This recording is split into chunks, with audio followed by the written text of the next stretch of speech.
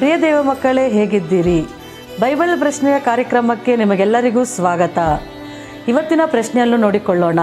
ನೆಹೆಮೀಯ, ಎಸ್ತೇರಳು, ಯೋಬನು, ಕೀರ್ತನೆಗಳು, ಜ್ಞಾನೋಕ್ತಿಗಳು ಈ ಪುಸ್ತಕಗಳನ್ನು ಬರೆದವರು ಯಾರು, ಎಲ್ಲಿ, ಯಾವಾಗ? ಉತ್ತರ ಗೊತ್ತಿದ್ದರೆ ದಯಮಾಡಿ ಕಮೆಂಟ್ನಲ್ಲಿ ತಿಳಿಸಿ.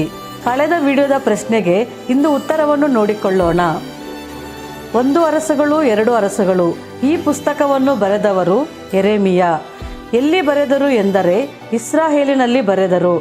ಯಾವಾಗ ಬರೆದರು ಎಂದರೆ ಕ್ರಿಸ್ತಪೂರ್ವ 6ನೇ ಶತಮಾನದಲ್ಲಿ ಇದನ್ನು ಬರೆದರು. 1 ಪೂರ್ವಕಾಲ ವೃತ್ತಾಂತ, 2 ಪೂರ್ವಕಾಲ ವೃತ್ತಾಂತ ಈ ಪುಸ್ತಕಗಳನ್ನು ಬರೆದವರು ಎಜ್ರನು. ಎಲ್ಲಿ ಬರೆದರು ಎಂದರೆ ಯೆರೂಸಲೇಮಿನಲ್ಲಿ ಬರೆದರು.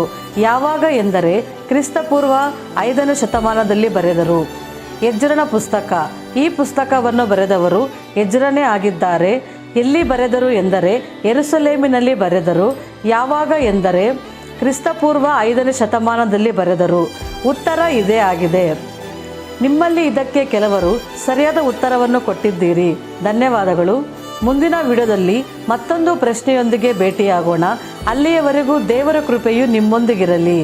ಆಮೇನ್.